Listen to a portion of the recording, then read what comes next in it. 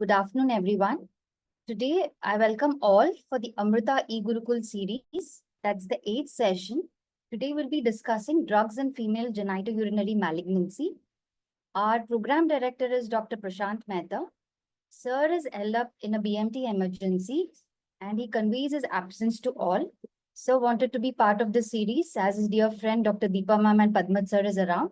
But because of an emergency, Sir gives an apology to all of us. Today, we have our moderator, Dr. Deepa Susan. Ma'am is currently an associate professor at CMC Velo. Ma'am is a great academician and she's been a great teacher to all of us. Today, she'll be moderating the session on the female genitourinary malignancy drugs. Ma'am, handing over the session to you. Thank you. Am I audible to all of you? Yes, ma'am. Okay. So, distinguished members, dear colleagues, friends, and my dearest students, a very good afternoon to you all. I welcome you to this IPL series, I would say, immediate post-lunch or pre-lunch lectures as part of the E-Gurukul program. And today we will be discussing on drugs in gynecological malignancies. So gynecological malignancies are a spectrum, just like students who are appearing for an exam. So let's rewind ourselves to maybe 30, 40 years back or maybe 50 years back, based on where we stand in our metamorphosis, good old school days. One, we have those group of students who are like 100 out of 100 for all the exams, like the studious ones, the bujis. And even if there are one or two tests where they may score low, you give a retest, they are guaranteed to have a full score, which is a gynecological cancer, which is like that. You can put it in the chat box. Yes, of course, it's choriocarcinoma. Second, we have a group of cancers which are like the hardworking students. They would clear when there is a very good preparation and when they are following the syllabus. That would be the early cancers like early cervical and endometrial cancers. Third, we have a group who would score very well, maybe in the first sessional, maybe in the weekly tests, with very good responses, very good scores. But the moment something goes out of expectation or out of syllabus, they keep failing. And with each exam, gradually the failure or the duration keeps worsening. And that is our ovarian cancer, which we call as a silent killer, where we need to listen carefully to the whispers of this cancer.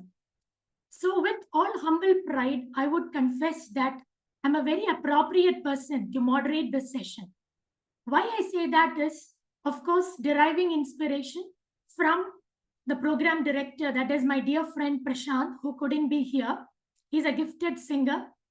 I have congenital amusicemia, but I would say that my life was a game of musical chairs in rhythm with the music of life, well orchestrated by the Almighty.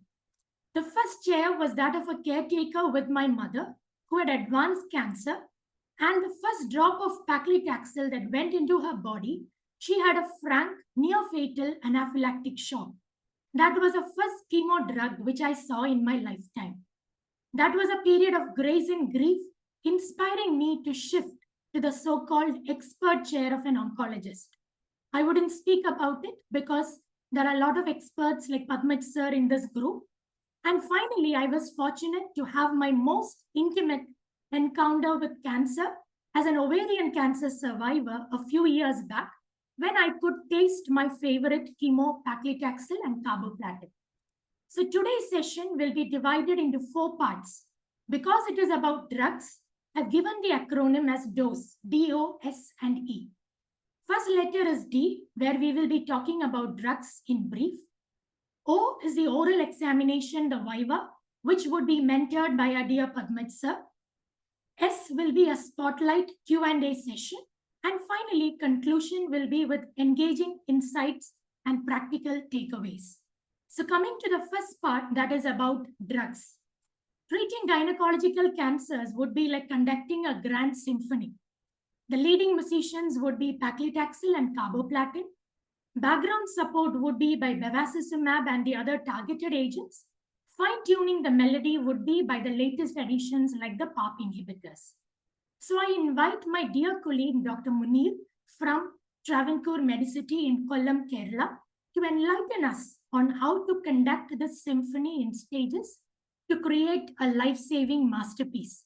So over to you, dear Dr. Muneer, for the first part of our session today, which would be on drugs in gynecological malignancies. Dr. Muneer?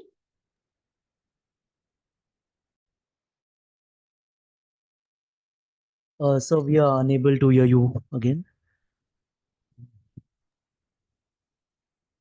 No, sir. Can't hear you.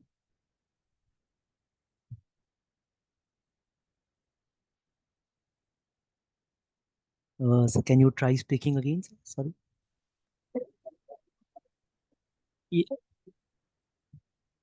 Sir, you. No, sir. Can't hear you, sir.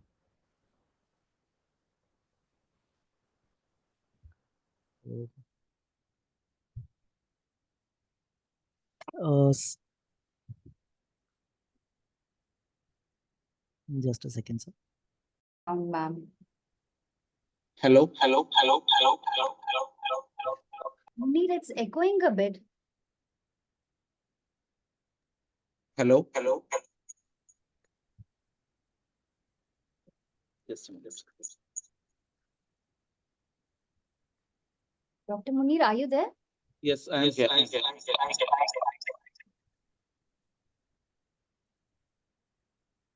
Your voice is not clear. It's a bit echoing. Do you have two devices? Hello. Am I audible now? Yeah, you're much better now. Okay.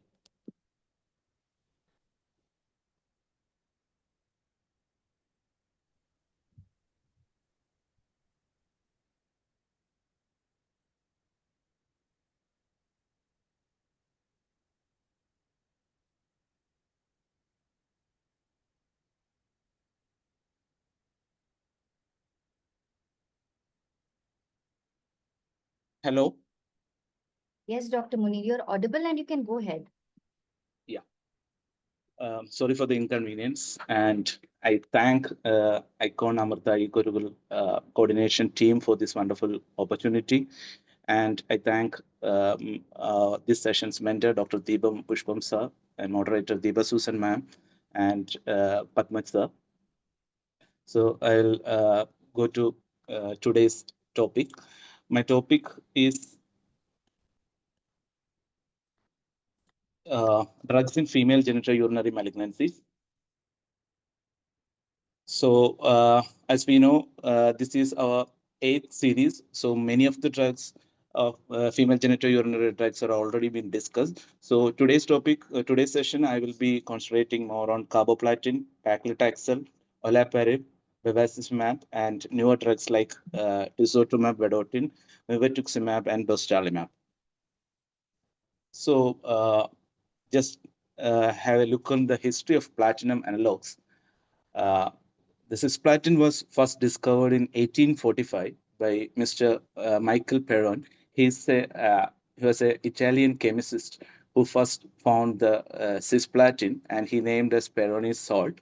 After that, in 1893, Alfred Werner detected the structure, and then in 1965, Bernard Rosenberg he discovered while using this Perroni's salt in an electrolysis, he found that the platinum compounds discharged from the electrodes, he found that inhibited the growth of E. coli, and that start the history. And cisplatin used after that. The cisplatin used for the use as anti-cancer treatment. And later in 1978, FDA approved cisplatin for the treatment of testicular and ovarian cancer. So, what are these platinum agents? In this group, we have cisplatin, carboplatin, and oxaliplatin. So, in my topic, I will be discussing more on carboplatin. Just about the mechanism of cisplatin, we know cisplatin binds to DNA, and this formation of adduct by monofunctional and bifunctional adduct that leads to inhibition of replication, later inhibition of transcription that lead to apoptosis, induction, and cell death. So how this how this cisplatin works. In the cisplatin, the platinum compound combined with the N7 position of the purine and to form 1,2 and 1,3 intrastrand link cross links, and this form the cisplatin DNA adduct. And after that, this cisplatin DNA adduct formation will lead to the replication inhibition and inhibition of the protein synthesis and cell death. What are the mechanism of resistance? Already told as in the mechanism of action. So the reduced DNA adduct formation is the one of the resistance mechanism. This is due to decreased drug uptake and inactivation by glutathione and metallathions. And second mechanism is increased platinum DNA adduct repair, and as well as the increased platinum DNA damage tolerance by mismatched repair protein. So, what is carboplatin? Carboplatin is like cisplatin, but different in terms of leaving group. In both cisplatin and carboplatin, the carrier ligand is amine, but in the carboplatin, the leaving group is 1,1-dicyclobutane dicarboxylate. So the mechanism of action is primarily by forming intrastrand DNA adduct with adjacent guanine residues in tumor cell DNA. And the difference in pharmacokinetics of cisplatin and carboplatin is due to the conversion of the reactive species formation. And that will lead to the reduced acquisition. It's said that almost 100-fold slower than cisplatin. So thereby reduced activity means the activity and the lead to the low incidence of nephrotoxicity. And this carboplatin is extensively cleared by the kidney and it's excreted in about 4 hours. So if you stress why chemical activity of carboplatin is less than cisplatin, the answer is in carboplatin, the carboxylate group, which is the leaving group, that form more stable and undergoes acquisition at a slower rate compared to the chloride group in the cisplatin. So since the acquisition is slow, that delay the formation of reactive platinum species and resulting in the reduced DNA adduct formation that lead to lower cytotoxicity. And coming to the dosing guidelines of carboplatin, it is based on the target AUC or area under curve. For the previously treated patients, the AUC can be in the range of 4 to 6 based on the weeks or the schedule. And for the untreated patient can be up to 8. And this AUC is the predictor of response as well as the toxicities like thrombocytopenia, leukopenia, etc. So how the AUC dose is calculated? It's by the Calvert formula. The Calvert formula says that total dose is the target AUC into GFR plus 25. What is this 25 in this Calvert formula? It is nothing but the non-renal clearance adjustment. The addition of 25 ml per minute in Calvert formula account for the non-renal clearance of carboplatin. So how the GFR calculated is by the Cochrane Gold formula. It's the oldest formula. Many other formulas are there. So Cochrane Gold formula is 140 minus age into weight divided by 72 into creatine. And we need to multiply with the constant 0.8 for females so that we will get the GFR. Coming to the toxicity part, the myelosuppression is the dose-limiting toxicity in that thrombocytopenia is the main one. The another is by day 21, and it is severe in cases if they are added renal impairment also. And it's also notorious for the moderate hematogenic potential. And neurotoxicity and renal impairment is rare, almost 5 to 10%. The hypersensitivity reaction, it is due to type 1 hypersensitivity, IgE mediated. The increase of hypersensitivity seems to be correlated with the increased number of cycles of carboplatin administered. And the risk of hypersensitivity due to carboplatin exposure is significantly increases during the 6th cycle, and it continues up to cycle 8 usually. So just a brief look on the comparison of the toxicity. The cisplatin is main toxicity is nephrotoxicity, gastrointestinal and peripheral neuropathy. Carboplatin, the main dose-limiting toxicity is hematologic, and oxaliplatin, it is peripheral neuropathy. Coming to the indication, we know it's the most common drug. We use almost all indications, including ovarian, germ cell, head and neck, lung, bladder, leukemia, endometrial cancer, etc. And what all the special consideration when you give carboplatin? So we already told that carboplatin, the dose-limiting toxicity is a hematological toxicity. So it should be used in caution with abnormal renal function, and since that lead to increased risk of bone marrow suppression, and it should be used in caution with other myelosuppressive drugs. And it is also said that avoid needles and IV sets containing aluminum because the risk of hypersensitivity reaction is more. Maintain adequate hydration, and also it's contraindicated in patients with a severe allergic reaction already known to platinum compounds. So next is taxane. In that, I'll be more stressed on the paclitaxel. The paclitaxel, it is discovered in 1971 by two scientists, Dr. Munro E. Wall and Dr. Manshuk Sivani. Dr. Manshuk is from India, and they studied the plant extract for the anti-cancer properties, and they found that the Pacific yew tree bark is has some medicinal activity against cancer cells, and they named this structure as Taxol. Later, BMS developed paclitaxel, and it approved for the medicinal use in 1992 for the ovarian cancer. What is the mechanism of action of paclitaxel? In paclitaxel, actually it's produced by a fungal endophyte in the inner bark of Pacific yew tree, that is Taxomyces andraeanae. It is a complex alkaloid ester containing 15-member taxane. Then this taxane ring is linked to an ester at C13 position, and this will interact with the microtubule. Coming to the mechanism of action, the first thing is it is cell cycle specific, mainly in the mitosis phase of the cell cycle. How it acts? It acts by tubulin polymerization. By binding with the paclitaxel, enhance the tubulin polymerization, lead to the stabilization of the mitotic spindle.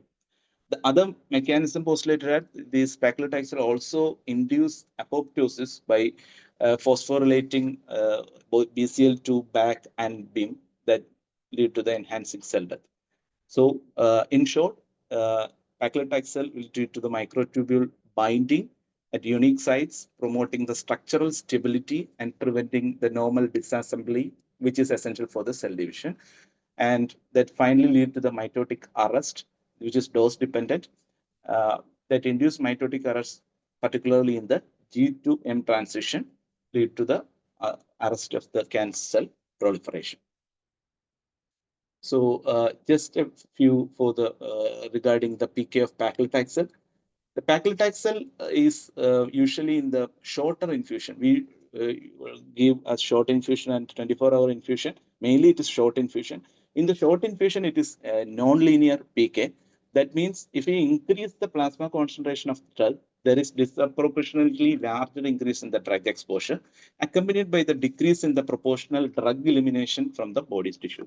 So what is the clinical implication?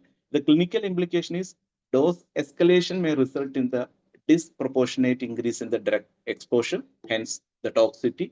Dose reduction may result in the disproportionate decrease in the drug exposure and affect the efficacy. So maintaining the dose schedule and the dose is very important in terms of paclitaxel. How it is metabolism is by cytochrome P440 oxidase, mainly the CYP2C8 and CYP3A4. Excreted mainly to the faces 70%, and renal clearance is very less, around 10% only. So what are the indication we used to give for ovarian cancer, breast or lung, head and neck, and esophageal cancer, etc. What is the dose recommendation? As I told earlier, optimal dosing strategy is very is very much needed in terms of paclitaxel for the effective treatment. And for the advanced breast and ovarian cancer, the dose is in the range of 135 to 175 mg per meter square every 3 weeks, and weekly schedule at the range of 80 to 100 mg per meter square. The available preparations are 100, 300, and 260 mg. Regarding the paclitaxel administration, in the administration part, in order to minimize the patient exposure to plasticizer, that is DHP, usually if you give paclitaxel with a plastic containing DHP containing material, that can be leached from the PVC infusion bags or set. So it should be given in the cordon set or glass bottle or plastic free DHP free cordon set. In this cordon set, which include the DHP free IV set and a filter to prevent the formation of micro bubbles, which help in the reducing the microbiological contamination and particulate matter. And we need to give the pre-medication. And the drug sequencing is also important in the paclitaxel administration. Usually, paclitaxel is usually sequenced prior to either cisplatin or carboplatin or doxorubicin or cyclophosphamide. Why? It's because there is, if you're giving cisplatin early or reverse sequence, that found to have more toxic. Like in cisplatin, that will lead to more neutropenia in the range of because of the reduction of or clearance of paclitaxel. The same thing is observed with the doxorubicin also. Study showed that some 32% reduction if you give doxorubicin early. And the toxicity myelosuppression is also greater if you give cyclophosphamide is administered before paclitaxel.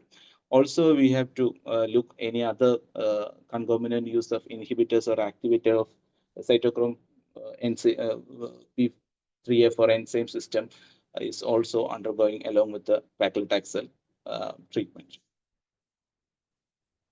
So coming to the toxicity, hematological toxicity, neutropenia is the primary dose-limiting toxicity, typically in another 8 to 10 days, which recovered by day 15 to 21. Hypersensitivity reaction, its incidence is initially reported around 30%, but due to effective pre-medication strategy, we can reduce the hypersensitivity to the tune of 1 to 3%. And peripheral neurotoxicity is another dose-limiting toxicity.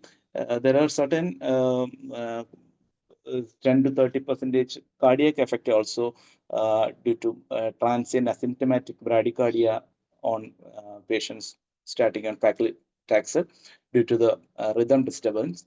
And other adverse effects include alopecia, mucositis, diarrhea, enzyme elevation, etc. So why this hypersensitivity is so particular in paclitaxel is because the chromophore part in the paclitaxel, which will lead to the immunologically mediated release of histamine that lead to hypersensitive reaction.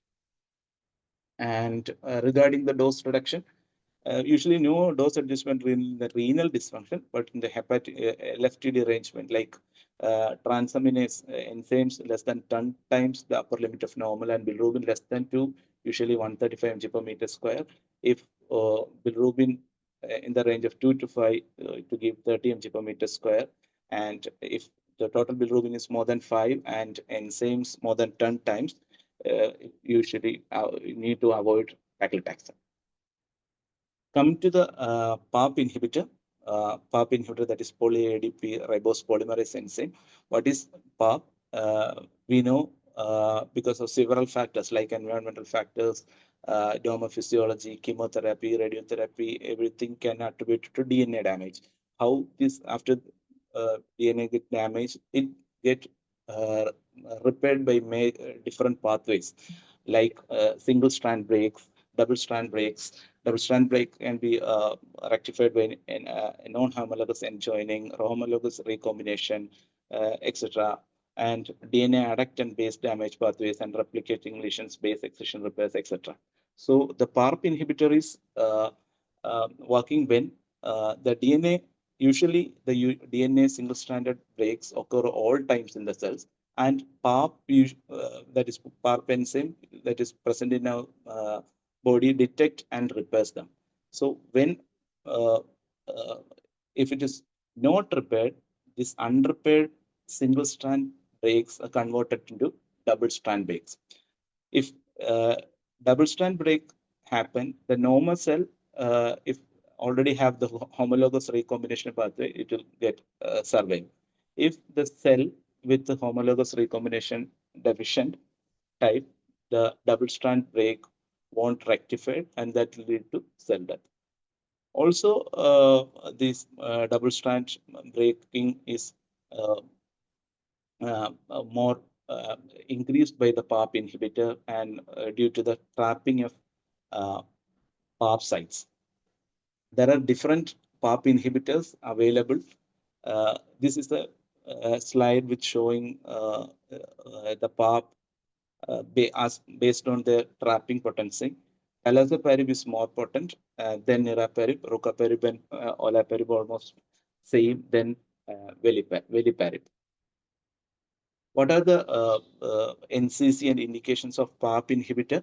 PARP inhibitor is used in ovarian cancer post-primary as well as the recurrence treatment. In the primary treatment, NCCN says for the stage 2 and stage 4 disease, especially high grade and serous, and grade 2 and grade 3 endometrioid or BRCA mutated clear cell and carcinosarcoma. If after the primary treatment at least achieve a PR or CR, we can give PARP. And the post-recurrence treatment, mainly in the patients with BRCA mutated recurrent disease after the primary treatment, if at least we got a CR or PR, we can give PARP. So we have available olaparib. The dose is 300 mg BD, and niraparib again 300 mg BD, and rucaparib 600 mg BD. Coming to the resistance, it's again the increased expression of glycoprotein drug reflex, reversion mutation of BRCA1, reduced expression of p53 binding protein, and loss of Rev7 expression, and reduced expression of PARP enzyme itself, and increased stabilization of the replication forks. So just look on the pharmacokinetics overview of the olaparib.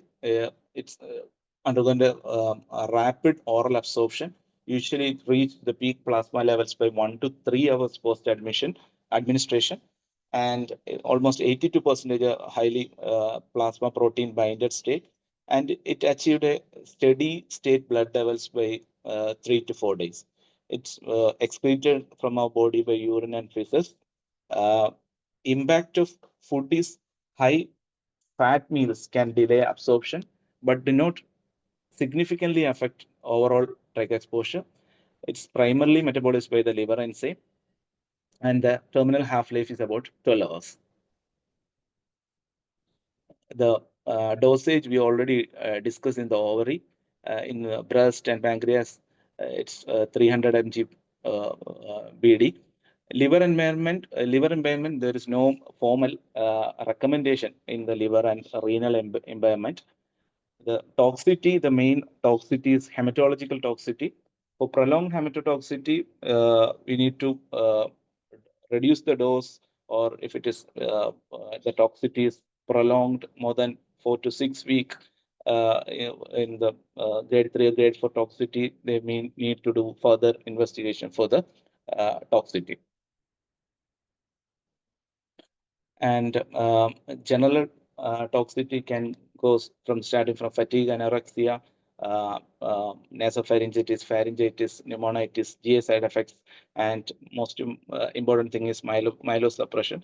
There is a link with the MDS and AML also with the olaparib. So coming to bevacizumab, is an anti-VEGF monoclonal antibody. Dosing is in the ovarian cancer, it is 15 mg per kg every 3 weekly. It's available at different strength, 100 mg, 400 mg, and 300 mg biosimilars. We need to keep the bevacizumab at 2 to 8 degrees Celsius.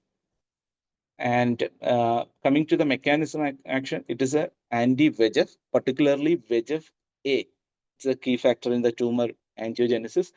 By binding with the VEGF, the bevacizumab prevents its interaction with the VEGF receptor on the endothelial cells, and that will lead to the inhibition of inhibiting the angiogenesis.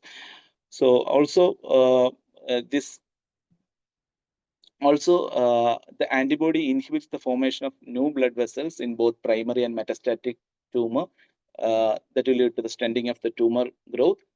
The other mechanism is bevacizumab decrease the blood vessel permeability so that it will reduce the interstitial pressure and the edema that will lead to more flow to the containing tumor and lead to the tumor arrest. And also along with the VEGF mediated mechanism, other mechanism of bevacizumab include it enhances the dendritic cells function. Also, it has some anti-tumor activity through antibody-dependent cellular cytotoxicity. So, how the resistance of bevacizumab happens is because the expression of other ligand. As I told earlier, it's mainly VEGF-A mediated. In the resistant cases, the other VEGF will be more expressed, and the development of the pro-angiogenic factor expression and bone marrow-derived cell requirement that lead to bypassing the VEGF signaling, and pericyte coverage increase that lead to the enhanced pericyte coverage of the tumor vasculature that will lead to more stabilization of the blood vessels. Also, other pathway for the invasion and metastasis. So the key pharmacokinetics overview, it distribution, it's take about 100 days to reach the steady states in the body. It regarding the metabolism, no clear answer. Regarding the half-life deals, it's around in the range of 70 to 21 days, and it exhibits minimal clearance by the liver and kidney. So regarding the dosage, different dose schedules are there in the column. It's from starting from the 5 to 10 mg per kg, and the ovarian and fallopian tube cancer, primary peritoneal cancer, the approved dose is 15 mg per kg every 3 weeks. And coming to the side effect, the main thing is arterial and thrombotic events. It can be myocardial infarction and stroke. The risk factor for this is mainly more than 65 years, and the history of all already have the history of his angina, stroke, and prior arterial and thrombotic events.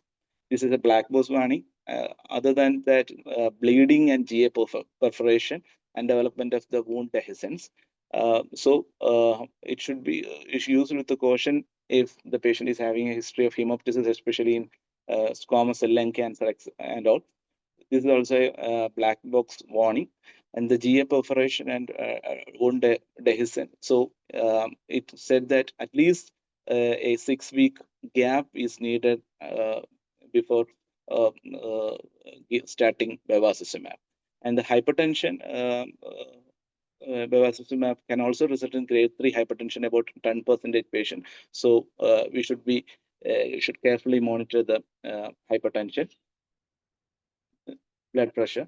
And other toxicities include proteinuria. It should be terminated in patients who develop nephrotic syndrome, and if the proteinuria is more than 2 grams. And in rare 5 to 10%, it also shows RPLS, that is reversible posterior leukoencephalopathy syndrome. It can be manifest like headache, seizure, lethargy, confusion, blindness, as well as other neurologic disturbance. Just one slide regarding the combination treatment of bevacizumab. What is the role of bevacizumab as a combination therapy with chemotherapy? It's based on the two trial GOG 218 and ICON 7. Both compared the combination bevacizumab, and it found that there is a significant improvement in PFS. In the GOG 218, the combination arm showed some 4 months advantage, especially, and regarding the overall survival, is no significant difference. But if the group is subgroup, regarding the subgroup analysis, it's high risk groups like stage 4 and suboptimal debulking favor more towards the bevacizumab combination. And regarding the HRD positive patients in the Paolo 1 trial, which showed a significant improvement in the PFS in the tune of 37 months versus 17 months. Coming to the newer drug category, one is tisotumab vedotin. Tisotumab vedotin is nothing but an antibody drug conjugate. It's based on the principle that there is a tissue factor, TF, which present in a normal cell. Usually, this TF initiate coagulation cascade after vascular injury.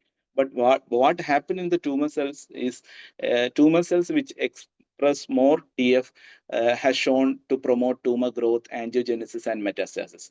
And in cervical cancer, it was found that the TF is more prevalent, and it make a crucial focus for the treatment.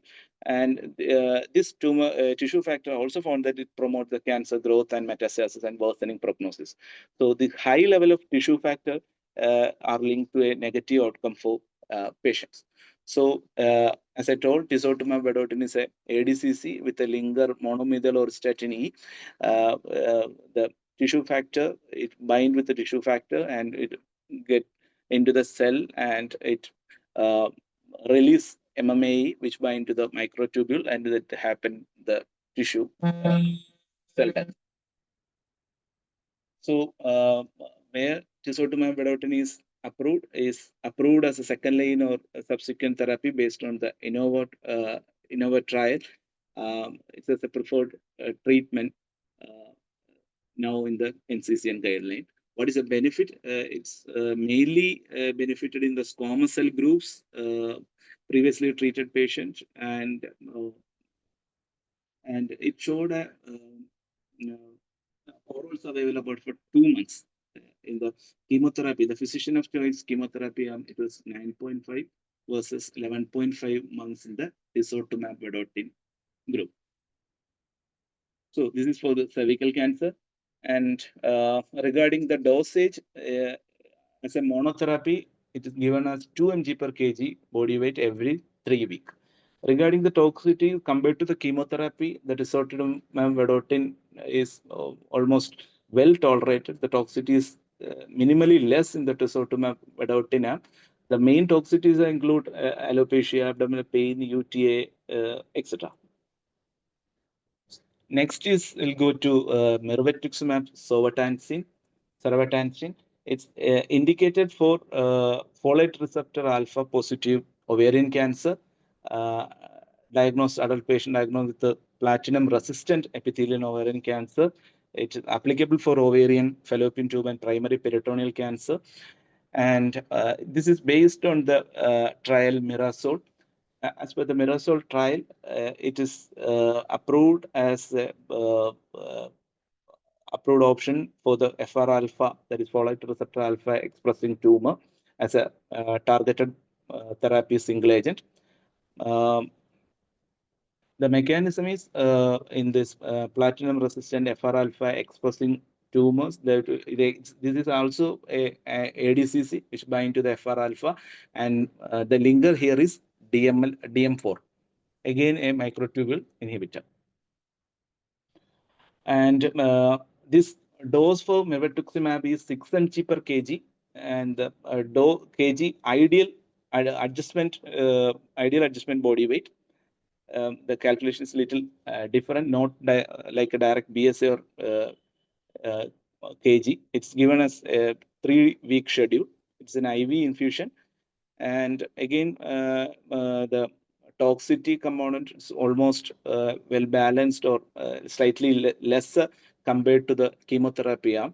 But the important thing is in the mirvetuximab, you can see the ophthalmic related complications are more like blurred vision, keratopathy, more in the mirvetuximab arm. So the ocular toxicity is more. We should be more aware about the ocular toxicity of mirvetuximab. Coming to the dostarlimab is an humanized IG4 monoclonal antibody. It's a PD1. Its target is PD1, And by blocking the PD-1, as already discussed in the earlier um, series. So this is dostarlimab is used for various indications. In the female genital tract, it is approved for the endometrial cancer as a category one for first line treatment in the recurrent setting, or as a combination with the chemotherapy, as well as monotherapy in MSA high population. This is based on the Ruby trial. So it is given along with the paclitaxel, the durvalumab for DMMR patient, as well as the DMMR patient as a monotherapy also. So as this slide is already discussed. It's a first line primary advanced endometrial cancer in the recurrent setting, and second line deficient MMR category. What is the dosage? The dosage if you give us a combination therapy, this dostarlimab is given as 500 mg with the paclitaxel every 3 weeks for six cycle.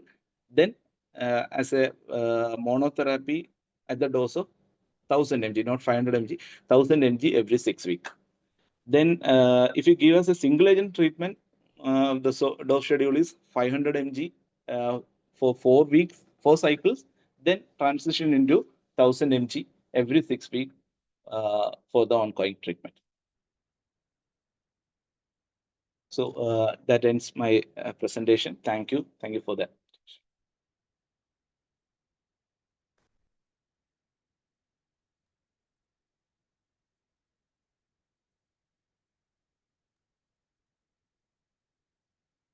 Thank you, Dr. Muneer. I also thank Dr. Deepam, sir, the mentor of this session.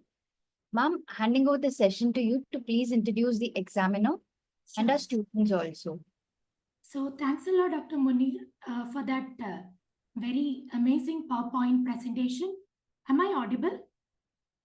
Yes, ma'am, you're audible. Hello, am I audible? Yes, ma'am, you're audible. Am I audible? Yes, Deepa, ma'am, you're audible. Okay. So thanks a lot, Dr. Muneer, for that wonderful PowerPoint presentation, which was filled with power, points, and most important is a letter I. In his own unique style, he had presented. So coming to the second part of our session, we finished in DOSE. D, that is drugs part, is covered. Next is the most exciting part, which is the oral test or the viva. In life, we take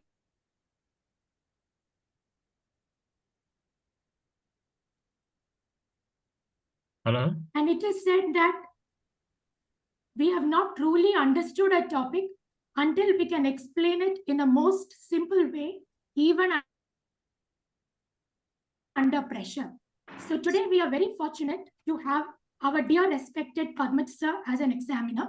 Sir is truly a mentor who knows the way, who goes the way, and who takes the patients to show the way to each of us.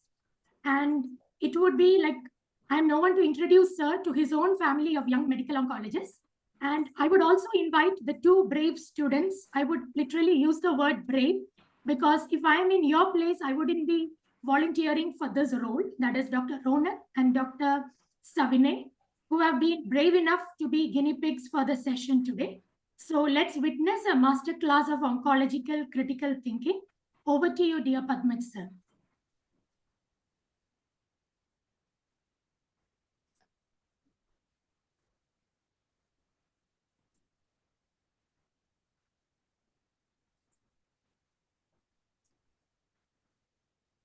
I will be interrupting in between. Hope that's okay.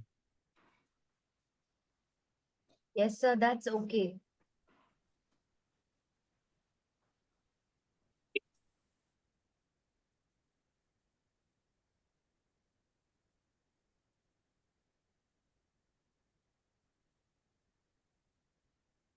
Padmaj sir, so you can Pardon, see sir? next slide, and we can go to the next slide, sir. Okay, okay. Yes, sir.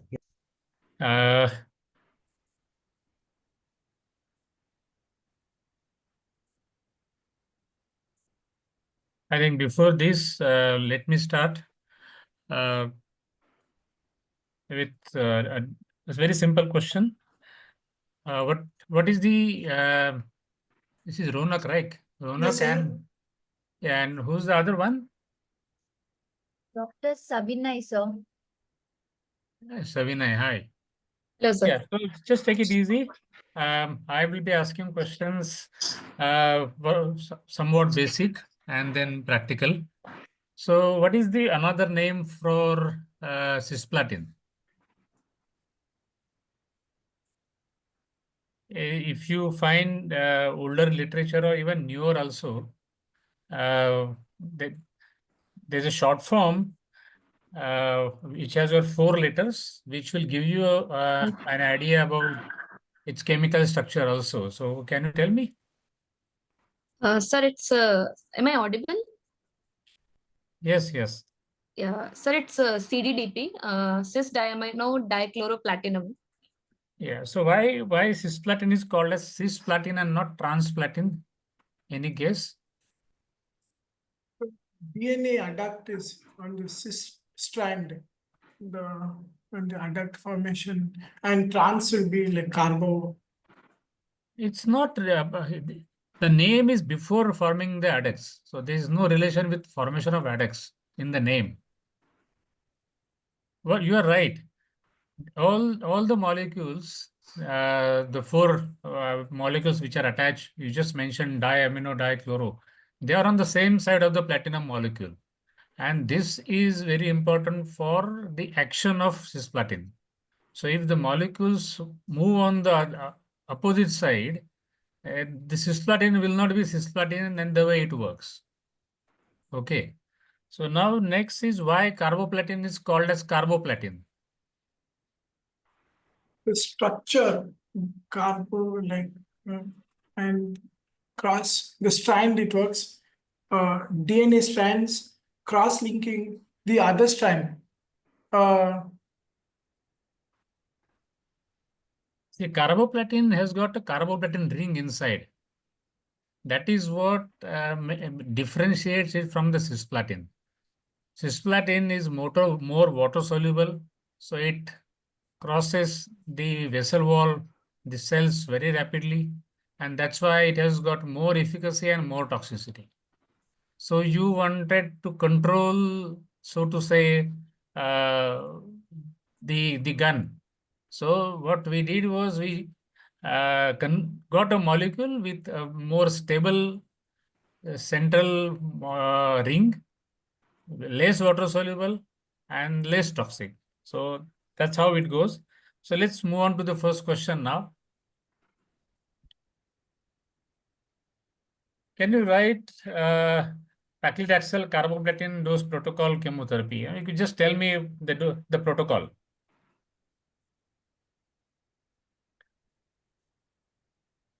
Anyone can take.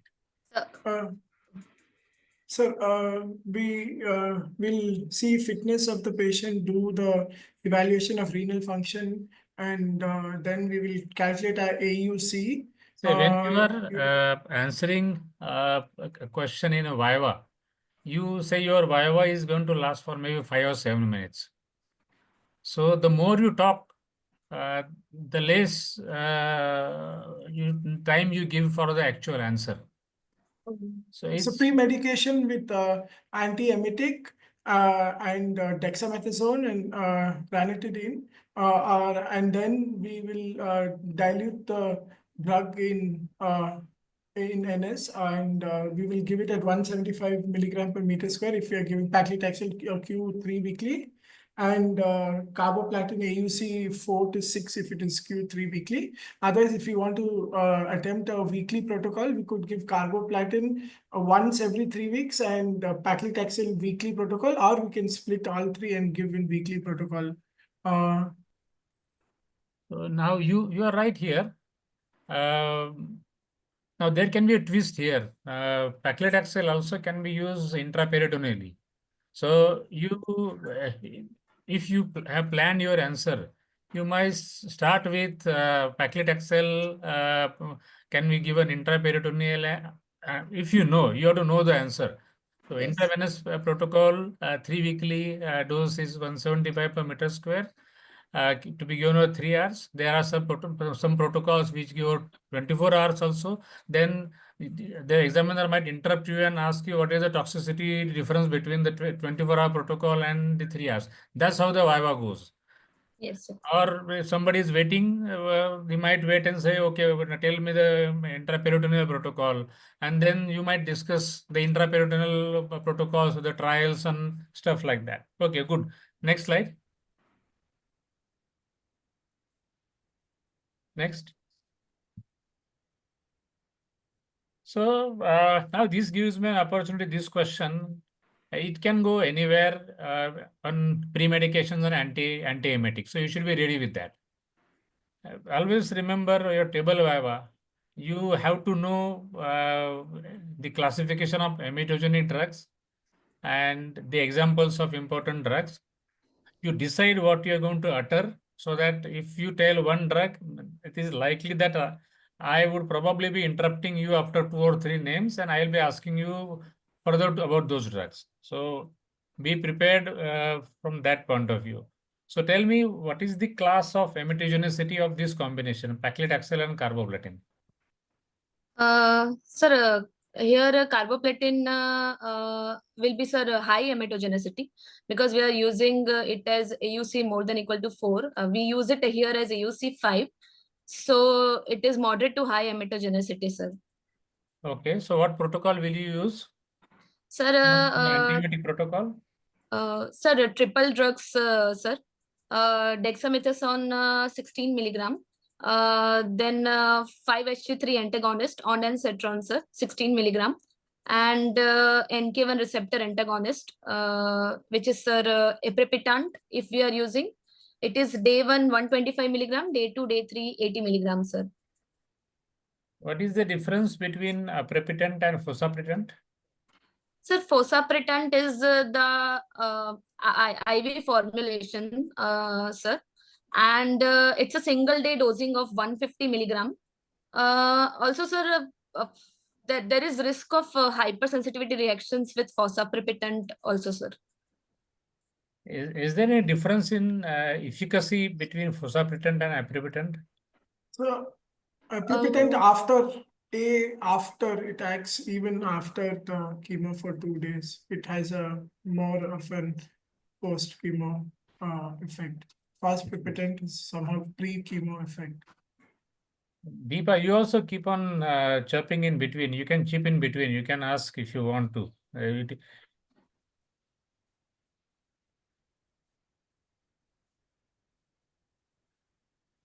So you told me the emetogenicity. What are the classes of emetogenicity?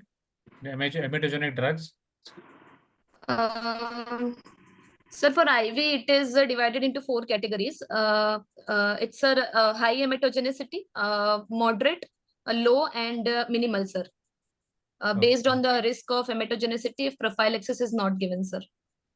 Is there any steroid sparing regimen for antiemetic drugs to be used? Yes, sir.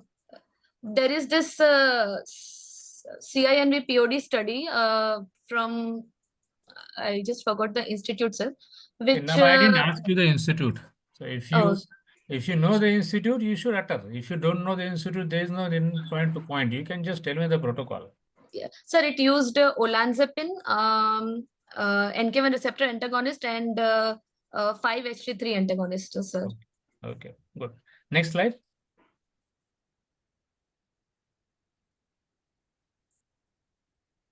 What is the scientific rationale for administering paclitaxel before carboplatin in the paclitaxel carboplatin regimen? I think it was discussed. You can tell me. So the solvent of paclitaxel was the camphor, or like the castor oil like solvent, and that for the purpose of that, with a high anaphylaxis and all of that. And pacli is excreted from GI tract, but carbo is excreted from renal mainly. So it would be better for the anaphylaxis, and that's why we can try and give it in the beginning. Savinay, you have Sir, yeah. yes, sir. Sir, if carboplatin, sir, it will decrease the clearance of paclitaxel by somewhere around 30 to 40%. And so if it is given before paclitaxel, it will result in more toxicity and myelosuppression of paclitaxel. Yes, true. Right. So tell me, there are two more formulations of paclitaxel. One is nab-paclitaxel and other is nanosomal paclitaxel. So what is the difference in size of the molecule? What is the size of the nab-paclitaxel particle? Any guess? Sir, it will be, sir, the exact size, sir, I don't know. Same size, only solvent is different. In paclitaxel, it is What solved is in this? What is the solvent in albumin-bound paclitaxel? albumin, Yes. And in conventional paclitaxel, castor oil or camphor oil, the older oils. what is the name, technical name of the solvent? Chromophore ethanol. Chromophore. Okay. So size of the nab-paclitaxel molecule is 130 nanometer, 130 nm. Okay. Yes. So, and size of the conventional paclitaxel, it varies in different studies from 85 to 150 nm. So, what is the advantage of nab-paclitaxel over conventional? Because chromophore AL is not there, that is fine. What are the advantages? What is the reason of those advantages at molecular level? I'm asking you, not clinical benefit.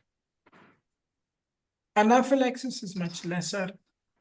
Yeah, that is good because chromophore AL is not used, less chance. What else? Volume of distribution.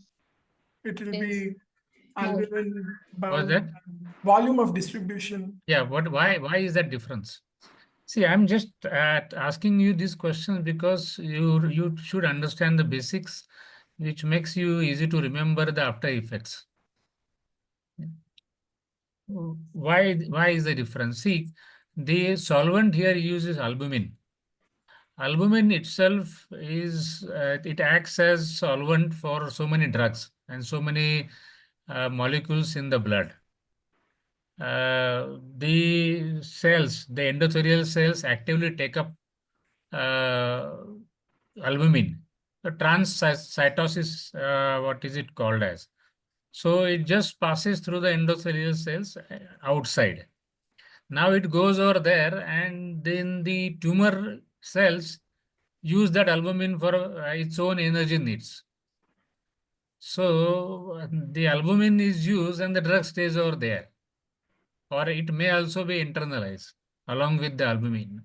So that's why the volume of distribution is more, it reaches the tumor more quickly and concentrates more in the tumor. That's why these are the putative reasons for a better efficacy, in addition to the higher amount of drug which you can give.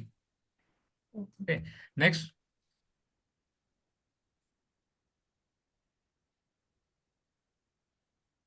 Now explain the Deborah Armstrong regimen. We just delved into that in the beginning. Role of IP chemotherapy in ovarian cancer. The first Deborah Armstrong regimen.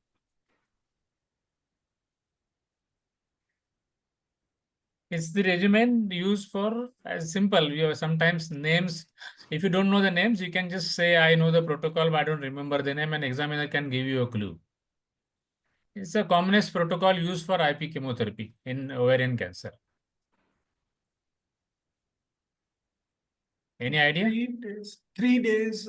I'm not sure, sir, but I think on 3 days we'll give on day 1 and day 3 paclitaxel. Paclitaxel is given, you tell me the doses. Paclitaxel is given on day 1 and day 8 and cisplatin is on day 2. So which is use IV, which is use IP? So Now, day one, yeah. so day one we give IV paclitaxel, that is 135 milligram per meter square. Then day two we give intraperitoneal cisplatin, which is 100 milligram per meter square. And day 8, again, we give intraperitoneal paclitaxel, that is 60 milligram per meter square. Yes, that is the Deborah Armstrong regimen. Okay. And what is the benefit? Is it better? Is it same or is it detrimental in ovarian cancer, IP chemotherapy? Sir, intraperitoneal chemotherapy has role only in stage 3 upfront optimally cytoreduced patients. It was hypothesized that the smaller and the avascular tumors in the peritoneal will be exposed to higher concentration of drug when IP chemotherapy is given. So with that concept, sir, IP came. Yeah, I understood. Benefit. So, what is the benefit? Benefit in stage 3, like localized, if it is very localized, then there was benefit in OS. Otherwise, if it is metastatic, then, and also the systemic side effect of paclitaxel, like neurotoxicity, could have been Yes, raised avoided. hand, Nukala Rajya Lakshmi. Sir? Sir? Somebody has raised hand. I want to answer or have a question. Sir, actually there were two gynec-oncology group trials regarding the IVIP Yes. chemotherapy. One Yes. of them showed OS and PFS benefit, but only 40 to 50% of the patients in that trial could complete the planned regimen, the complete planned regimen. There was another trial also from the GOG group only, sir. But in that trial, sir, they used bevacizumab and there was no difference in OS and PFS. But the IVIP arm had worse quality of life and worse abdominal discomfort like symptoms, sir. Yeah. So, what is the current standard? Should we use or should we not use IP?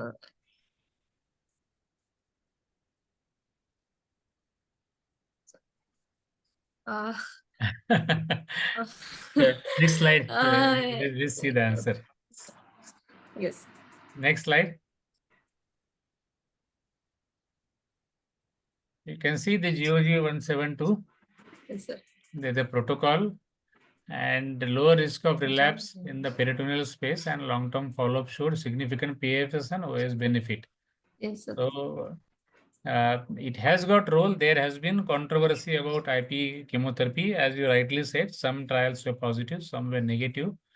And then that's why there is a role of tumor board. You individualize in Yes, sir. stage 3 optimally cytoreduce, especially if they have significant peritoneal disease. You might think about IP chemotherapy. Okay. Next.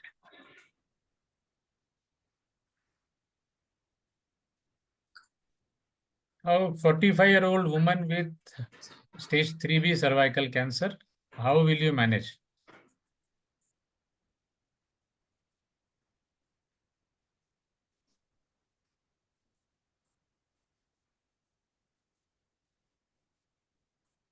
We'll take the other two questions later. First, tell me how will you manage stage 3B?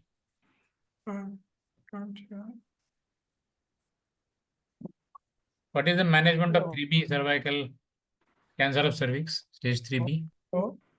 Who's going to take? Savinay or Ronak? Sir, stage 3B. Sir, See, now the very fact that the question has come up to you, surgery is not the treatment. Sir? Yeah, Ronak. Stage 3B means it will involve the ureters also, meaning there will be some hydroureteronephrosis also possibly, and we have to consider that if we have to do DJ stenting first and stabilize the urine output and release that obstruction, and then according to Interlace trial, we have to give radiation along with concurrent cisplatin and like chemo radiation, and then we can also give chemo But chemoradiation in interlace, it's more chemoradiation driven approach. And because it is like localized in that area, so chemoradiation would be the preferred management after decompression of the DJ, after doing DJ stenting and ensuring urine output and excretion of that. All patients of stage 3B need not have hydronephrosis, hydroureter. So, what is the standard treatment for 3B? It is concurrent chemoradiation. Concurrent, yes. Make your job very easy. Don't make it complicated. I didn't ask you about hydronephrosis, hydroureter. When do you call it stage 3B? Laterally and vertically. Laterally, when do you call it stage 3B? Tubes will. Pelvic side walls. Yes. So for 3B, if I ask you a question, how will you manage? You will say it is stage 3B treatment is concurrent chemoradiation. Then the Yes. next question is interlace protocol. What is interlace protocol? You give neoadjuvant chemotherapy. Yes, sir. That is interlace protocol. Mm. So what were the key results of interlace in terms of PFS and OS? What was the interlace protocol? Do you know? Yes, sir. Sir, it was neoadjuvant chemotherapy in locally advanced cervical cancer, which used two drugs, paclitaxel at 80 milligram per meter square, carboplatin with AUC2 weekly to be given for 6 weeks. And then in the 7th week, we have to start the CTRT with cisplatin 40 milligram per meter square weekly. Yes. So just ask the question, see the question, think about it and answer it quickly. Yes, sir. It's easy. You knew the answers. So what are the benefit, PFS and OS benefit? Any idea? Was there any benefit of PFS and OS? Yes, sir, there was benefit, sir. Sir, I just know that the hazard ratio for PFS was 0.7 something. So there was 35% relative reduction in the risk of progression when locally advanced cervical cancer patients were given NSCT rather than putting them upfront on CTRT. Let's see the next slide. Let's see the answer.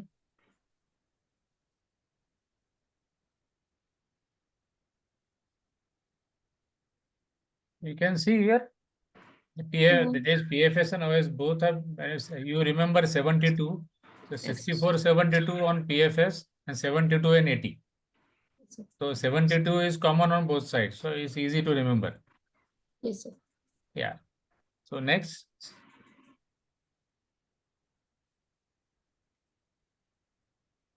A 48-year-old woman with recurrent cervical cancer has lung and liver metastasis. Her PD-L1 CPS is 15.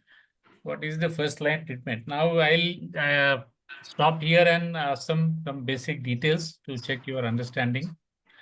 One of the molecule used in cervical cancer or whatever molecules were discussed, they were, you heard the word humanized monoclonal antibody, right?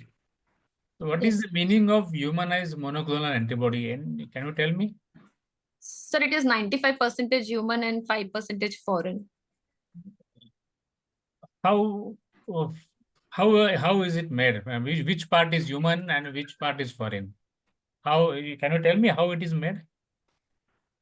Plasma cells, like they will take plasma cells and hybridoma kind of technique. Instead of using mouse stem cells, we'll use like myeloma kind of cells, and the FC portion and FAB portion will try and make it humanized.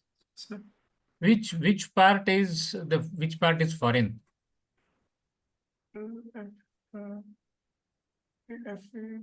Have you heard about variable region and constant region?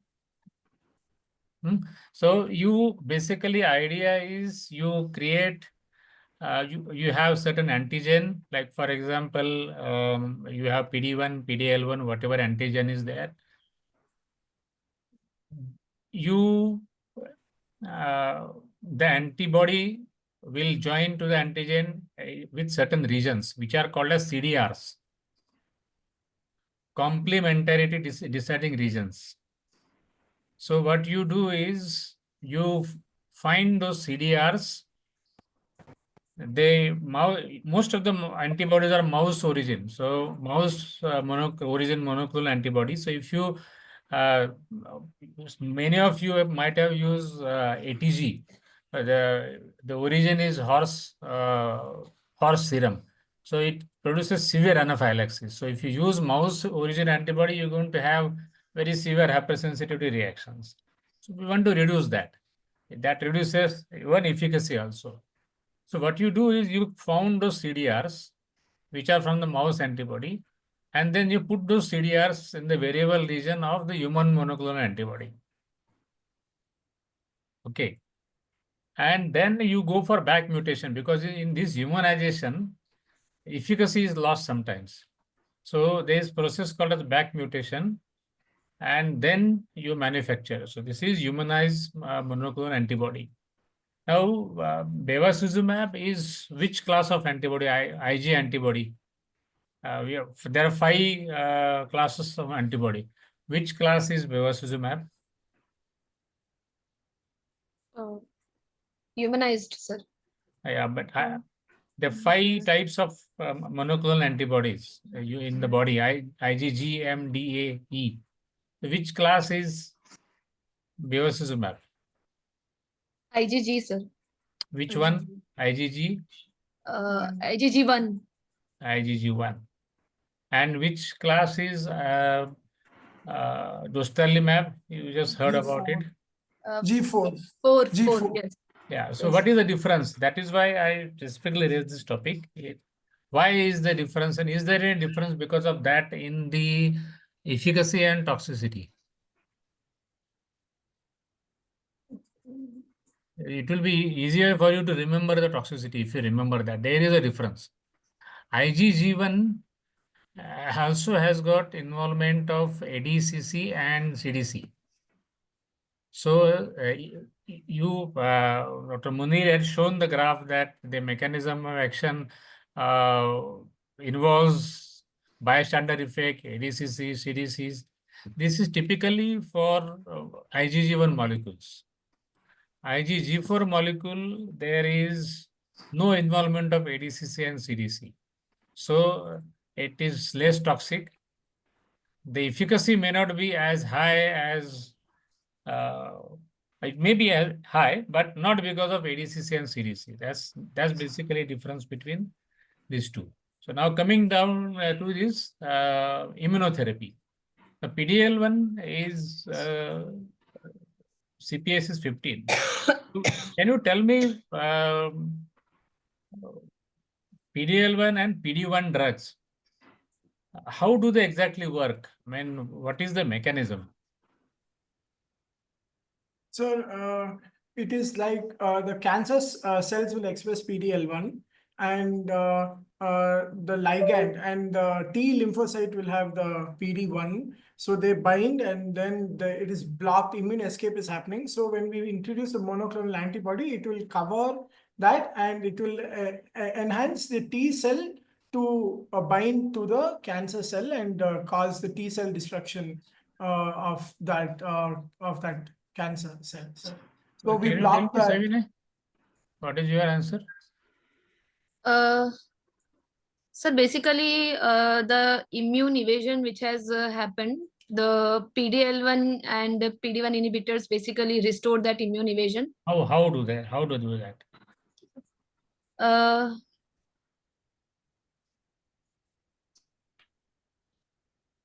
PDL1 is expressed on the cancer cells and PD1 on the T cells. So there will be binding. Basically, what happens is the tumor keeps on releasing tumor antigens. These antigens are presented to the T cell with MHC molecule to the CD4 CD8 complex. Okay. Now this requires a co-stimulatory molecule CD28 also. Like you go to bank, you have a locker, you require your own key, and in addition you require a bank's key also. So you require the MHC, the tumor antigen presented by the antigen presenting cell to the T cell along with a co-stimulatory molecule. Now, this will lead to activation of the T cell. But when the tumor is growing and it is shedding tumor antigens every day, the T cell gets frustrated because of daily bombardment. It senses that there is some problem and now this daily show has to stop. So what it does is it increases the expression of PD-1, the T cell. Now the cancer is also very smart. PD-1 is a molecule which is going to inhibit the T cell response. So cancer cell increases the expression of PD-L1. It's a clonal selection of PD-L1 expression. So this PD-L1 is going to join the PD-1 on the T cells. So because of this, the tumor response, the anti-tumor response is not going to happen. So what you do is you use anti-PD-1 to inactivate or to block the PD-1 which is expressed on the T cells, and anti-PD-L1 to block the ligand which is expressed on the tumor. This is how the mechanism works. I hope it's easy to remember now. Now come to the question. This her PD-L1 CPS is 15. What is the first line treatment for recurrent ovarian cancer?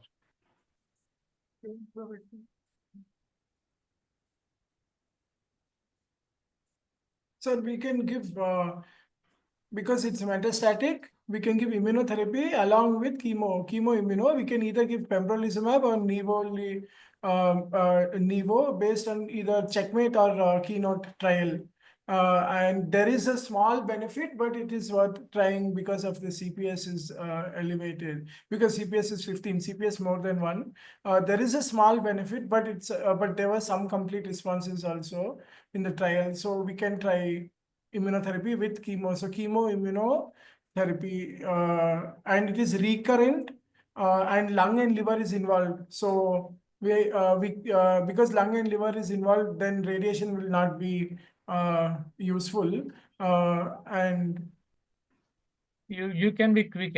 Let's go to the answer. Next slide, please.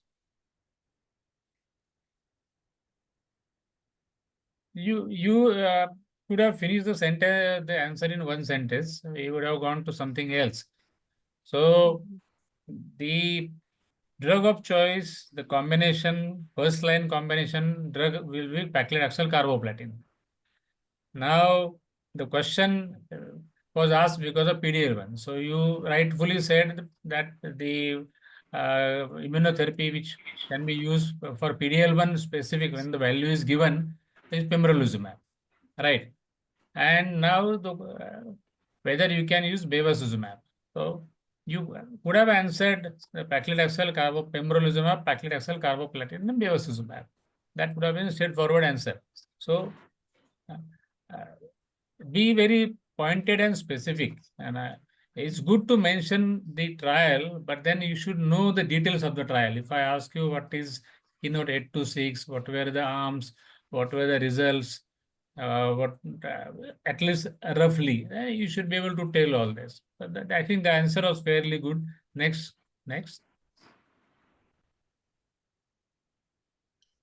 I think we're done. Thanks a Dr. lot, Deepa, sir. do you Yes, want sir. to ask? Am I audible, sir? Am I audible, sir? Yes, ma'am, you are audible. Yeah. Oh. Yes. Yes, sir. Thanks a lot, sir, for that very insightful viva. And I learned a lot. Immunology is something very close to my heart. I learned a lot of new things today from this case presentation. So can I just add 1 or 2 points, sir, with your permission? With your permission, sir. We discussed, sir. Hello? Hello? Yeah, we Am lost I your audible, voice in sir? between. Yeah, now yes. Yes, sir. So with your permission, sir, can I add 1 or 2 points more, sir, about the cases? Of course, yes. Yes, sir. So we discussed about immunology. For want of time, we haven't discussed about one malignancy which affects females in the reproductive age group, which is curative even in advanced stage. And most importantly, it causes dystrophy to the family because both there is a loss of pregnancy and a diagnosis of malignancy at the same time.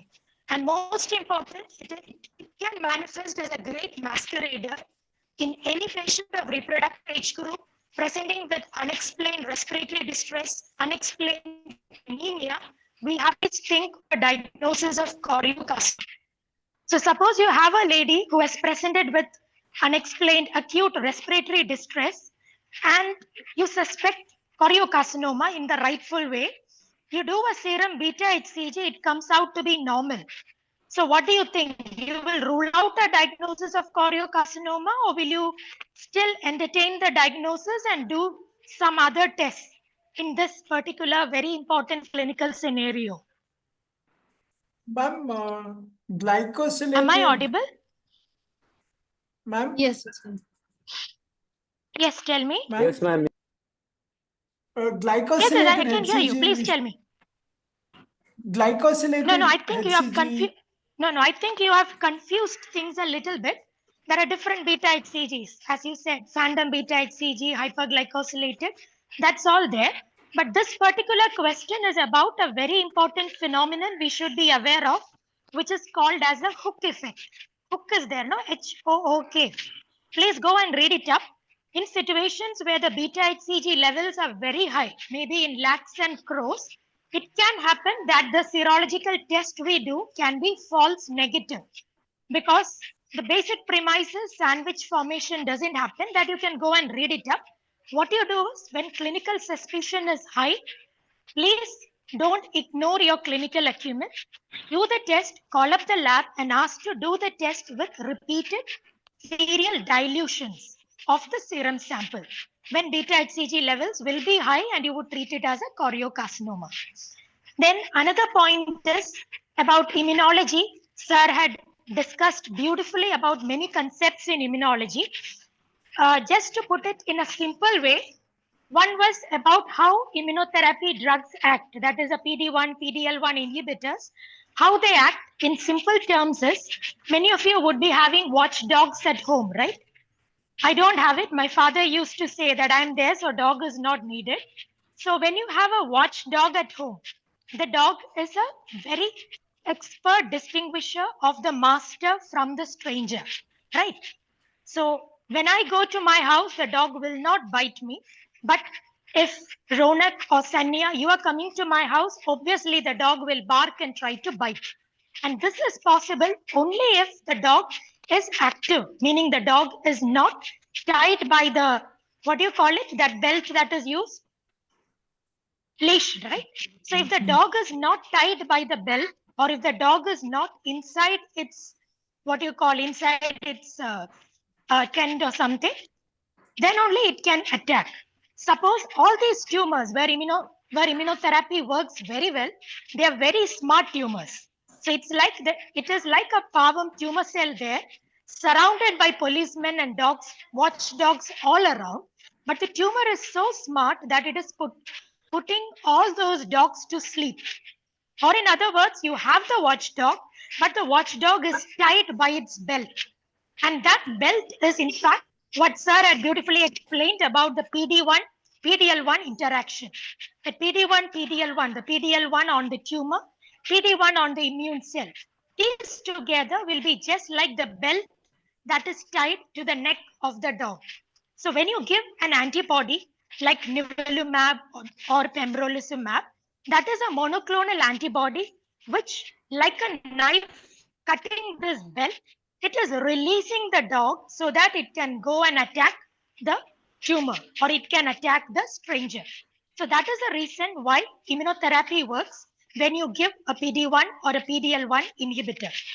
Coming to how chemotherapy with immunotherapy works, it is like suppose you have an enemy. An enemy is camouflaged wearing a green dress and the enemy is inside the forest. You cannot identify the enemy because it is like in the same color as the background. Suppose this enemy is given a bright fluorescent red cap, then it becomes very easy to identify. In the same way, as Sir said, when you give chemotherapy, it releases neoantigens.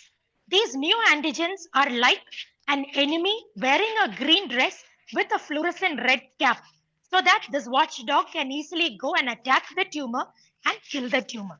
So that is the premise of immuno-oncology. Then coming to the last part, which is going to be the spotlight Q&A, I could find only one or two questions that had come up in the chat box. One was on what is AUC, right? That was one question which had come up in the chat box. Sir, shall I take it, sir? Yes, please. Yes, sir. So there was a question in the chat box, like if in exam we are asked what AUC is, how to answer. Of course, we are having an exam-oriented session, that's true. But beyond exam, it's important to have, there are some must-knows, there are some good-to-knows, and there are some nice-to-knows. AUC, I would say, is one good-to-know. AUC is AUNC, area under the curve, which is an important concept in pharmacokinetics. So if you compare it to filling a tank with water, so we have all seen like big water tanks filled with water. So you have a tank, I can't draw a picture here because it's a webinar. So imagine you have a big tank filled with water. There is a tap, from the tap the water is flowing, and there is a drain through which the water is flowing away from or coming out from the tank. The tap is a water flow, which is like the dose of drug that is being given. The drain, which is taking the water away, is like the renal clearance and the drug going out of the body. And at any particular point of time, the depth of water in that tub or in that tank is the drug concentration, or the total amount of water that is getting collected over time, that is AUC. So you have a tank of water, tap will be like the dose of drug that is being given. The drain will be like the clearance of the drug. The depth of water inside the tank will be the concentration of the drug, and total amount of water that is collected over time, that would be the AUC in simple terms. For example, suppose you have AUC is more. For example, the tap is kept open for a longer period, meaning you have a drug with a longer half-life. Or the tap is fully open and the water is flowing faster. So more dose of drug is coming. So naturally, there will be more water collected in the tank. AUC will be higher. On the corollary, if you have the drain which is very big and the drain is kept open and the water is continuously flowing out, escaping, naturally the AUC would be low. So that is in simple terms. And for carboplatin, it is a drug which has mostly a renal clearance. So imagine you have a drain through which carboplatin is going out. And about its toxicity, cisplatin is more nephrotoxic. Carboplatin, B for B, that is bone marrow suppression. So the toxicity and efficacy of carboplatin is more correlating with the AUC and with the creat clearance, unlike other drugs where you would focus more on the GFR. So that was about AUC. And I think one student had messaged me about the mechanism of synthetic lethality or PARP inhibitors, which Muneer had beautifully explained. But just as a corollary from our life experience, if I would put it, how PARP inhibitors are acting, we are all like DNB students. In your first year, when you started your practice, when you started your training in your institute, when you have a lot of stress, it is like a single strand break. What do? You will call PARP is PARPidum. You will call up your home, you will cry, you will crib, and that helps you to repair. But suppose you decide, no, I don't want to trouble my family. I don't want to call PARPidum. It's like a PARP inhibitor. In that situation, what do? You will try to call up like-minded people who care for you and share with them. That is homologous recombination. Recombining or sharing with like-minded people. That is homologous recombination. One entity would be BRCA. BRCA, that is your buddies, your relatives, your colleagues. Suppose you have a situation where you are stressed out, but you cannot call up your family for whatever reason. That is PARP inhibition. Unfortunately, you don't have like-minded buddies, relatives, or colleagues who are sharing and helping you. That is homologous recombination deficiency. So that is the reason when you have homologous recombination deficiency or a BRCA mutation, PARP inhibitors are more effective because it becomes lethal to life for the tumor cell. So coming to the last, I don't think there are any other questions. So coming to the last part, as we started the session with one screen.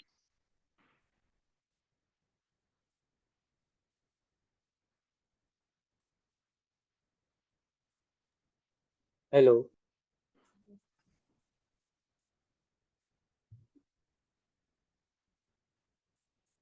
Hello, hello. We lost her. Hello, am I audible? Yes, ma'am, you are Yes, audible. ma'am. You are Hello, sir, am I audible? Okay, so we started with a session with a story of first day of DM in Tata. So I'll conclude with the last day of my DM bond in Tata when I was a consultoid resident. So again, I was posted in the gynec OPD. So a group of very VVIP relatives had come for a second opinion to my teacher. The patient happened to be the mother, who's a 78-year-old lady of CA endometrium. So they had a lot of papers with them. I made a case summary out of it. And with that case summary, I went to my sir. As always, we have to write plan. I wrote best supportive care, and sir wrote agreed and signed. The family was furious when Sir counseled palliative care, but Sir patiently spent close to 45 minutes explaining the importance of not to give chemo. And the family was furious, but Sir said it would take me 1 minute to give chemo. I'm spending 45 minutes to explain to you why not to give chemo. So that day I learned what makes a good oncologist is not one who gives chemo, but it is one who knows when not to give chemo. So in gynecology, we have cancers which are curable. There is no end. There may be an end to cure, but there is no end to care. And nobody cares how much we know unless they know how much we care for our patients. So thank you all for this very engaging session. And thanks to the organizers of E-Gurukul for giving us all this wonderful opportunity, which was truly a hope for me, an honor, opportunity, privilege, and experience to share with all of you. Thanks a lot.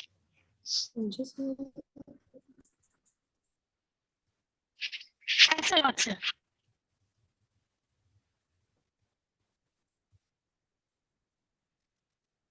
Ma'am, we still have around 25 minutes for an answer session. Any further questions you can still ask the students around? Am I Do we audible? have some time? There's some problem with my internet. Yes, ma'am. Yes, sir. Yes, sir. We have time, sir. We still have around 20-25 minutes to go, sir. So any more questions or anything else we can discuss? Okay. There's an important concept. I'll ask them the mechanism of action of taxane. Can you tell me? It will bind to microtubules. Savinay or Ronak, anybody can take it. What is the mechanism of action of taxanes? So it hyper stabilizes the microtubules of in the mitosis in the cell cycle when it is in the mitotic stage where the microtubules are getting separated. Taxanes will hyper stabilize the microtubules. It will bind to the microtubule and it will hyper stabilize it, and therefore it will inhibit the cellular replication. Okay.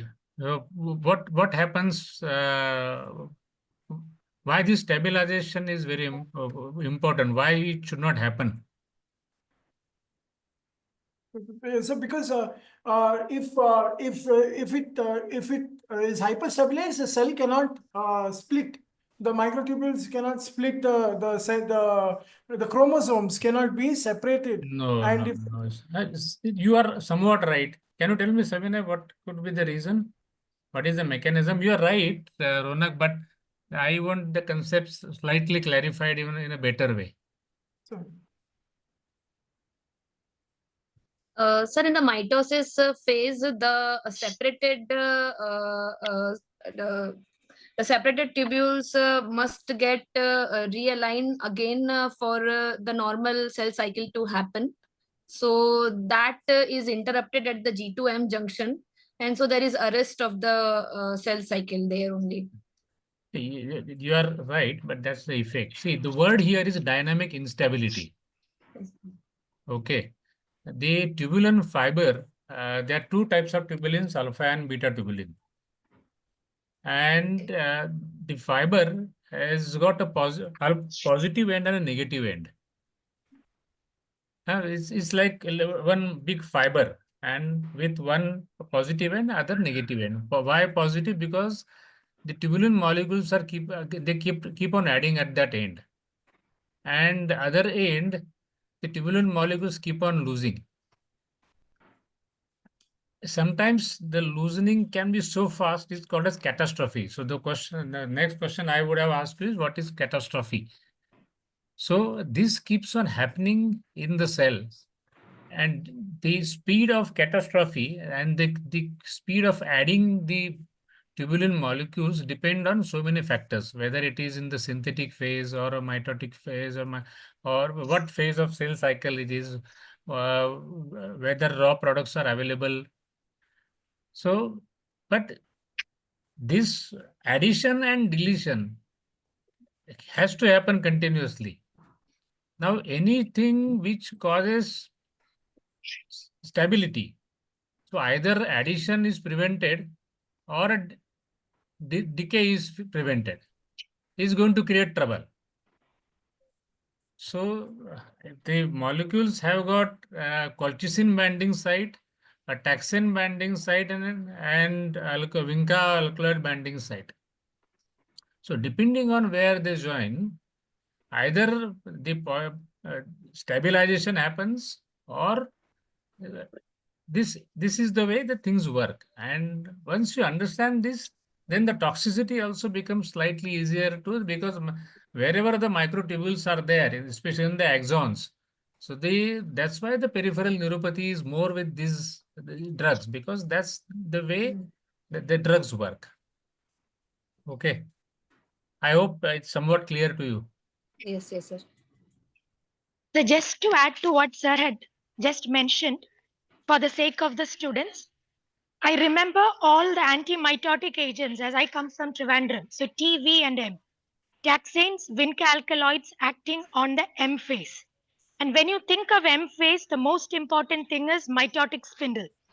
And there, what is important is you have the mitotic spindle with the alpha and the beta tubulin together forming the. Hello, am I audible? Yes, ma'am. Yes, yes. So the analogy which I remember is, imagine that you have a mother and a kid. They are playing at home. With the beads, the mother is making a garland. The mother keeps on adding beads from one end, and the kid who is very naughty keeps on removing the beads from the other end. So if both of them are playing in synchrony, it is good. The garland will stay stable so that it will do its work properly. Suppose the mother gets fed up and stops adding beads from one end, or the kid is over naughty and keeps on removing beads from the other end, again, the garland will not be stable. So, this is exactly what Sir said about association and dissociation, what we call as catastrophe and as dynamic instability. It's beautifully given in Devita in that paclitaxel taxanes chapter. It's beautifully given the mechanism of dynamic instability and catastrophe.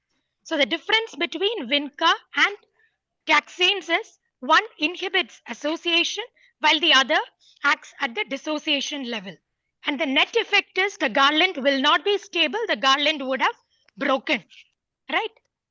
Yes. So for every drug, please try to have a general concept, because if you have a presentation to make on cisplatin, it's great. You can speak everything about it. But the moment you have to read, say, 100 chemo drugs, that is a point when you start forgetting things. I remember the day before my DM exam, one of my dear teachers, Naveen sir, called up to say all the best.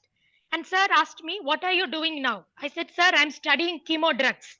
That's what we do. We have a whole notes of some 100 chemo drugs. You start reading from one end. we feel we have forgotten everything. So, sir told me, if you have not studied chemo drugs in the last 4 years, you better close your book. There is no point going for the exam tomorrow. Of course, sir told as a joke, but looking back, I know chemotherapy drugs is not something which we can learn in the last minute. Most important is read a drug. Please go see the drug in the daycare, see how it is being prepared, how it is being administered, and that's the only way to remember drugs. Otherwise, whatever we learn, we are going to just forget. And I think my audio had gone off earlier. I was telling about a patient who was planned for best supportive care. Like in TMH, whichever patient's plan is made, at the end, even if you are a first year, if you go to the sir or the teacher, you have to write my plan and then only you can enter the room. So I had written the plan, best supportive care. 78-year-old lady, advanced C endometrium, progressed on 2 lines of chemo. Obviously, it was best supportive care. And sir wrote agreed. The family was furious. Why sir is giving up on a patient, giving up on their family, which we always encounter in our day-to-day practice, where the family would be in denial, would want treatment till the end of life. But sir was patiently counseling the patient and the family for close to 30 minutes, the importance of not giving chemo. And sir said, if I want to give chemo, it takes me just 1 minute. I have to just tell my student, plan this and it will be given. So if 30 minutes is spent to tell you not to give chemo, that's very important. So what is important to learn from all these drugs, everything is when not to give chemo is as important as knowing when to give chemo. Because there can be an end to cure, but there is no end to the care that we give to our patients. And no patient cares how much we know about the drugs unless they know how much we care for them. So for every drug, because the session is about drugs, for every drug, there is a must know, there is a good to know, and there is a nice to know. The must know, you should know about every drug. The good to know and the nice to know, it's good. It's nice if you know about it. For example, the historical evolution of drugs. If you are interested, it would be nice to know. Like Muneer had beautifully explained how cisplatin, the discovery of cisplatin. So for every drug, there is a very interesting story behind the historical evolution, it is nice to know, which would help you look at and learn chemo drugs in a different perspective. For example, the drug Aracey, cytarabine. There is a beautiful article called From C to Aracey. There was a biochemist, a biophysicist who was supposed to, he was in search of drugs which are thymidine analogs. He was doing experiments, miserably failing. So finally, what he did was he went to the shores of Florida. He was just swimming out of desperation. So some sponges, marine sponges, went and hit against his feet. So what he did was he took those sponges, he took it to his lab, put it in boiling acetone, and some crystals came out, which he called as spongothymidine. And that thymidine analog is what we call as cytarabine. So that is from C to Aracey. So when you see the Aracey drug, think of the story from C to Aracey. Similar is a case with cisplatin. Cisplatin is called the penicillin of cancer because it's a serendipitous discovery of cisplatin in oncology. You all know, right? Rosenberg and his famous experiment. Rosenberg, what he did was he took an ammonium chloride broth, put some E. coli in it, and electrodes were put and electric current was passed through it. So what he found was when cisplatin electrodes were put and when electric current was passed, what happened to the E. coli? E. coli was not killed. E. coli got elongated, just like a ribbon. So he thought that probably electric current is the one which is responsible for this phenomenon. But as we know in history, it's not the electric current, it is the platinum electrode in ammonium chloride which produced CDDP, cis diamino dichloroplatinum. Platinum in ammonium chloride, electric current, the reaction producing CDDP, cis diamino dichloroplatinum, which is truly the penicillin of oncology because it was a serendipitous discovery of one of the most life-saving drugs in oncology. So chemo drugs is something very fascinating, and it's very important to know about all the chemo drugs, especially the must-knows,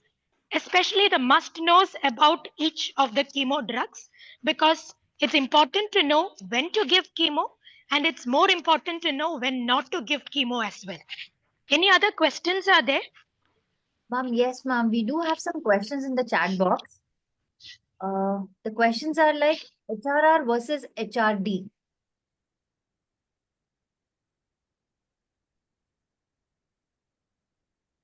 Ma'am, are you there? Yes, I'm here. Yes, ma'am. Sir, Sir, are you there, sir? Yes, I'm there. So either one of you can take the question, sir. The questions are HRR versus HRD.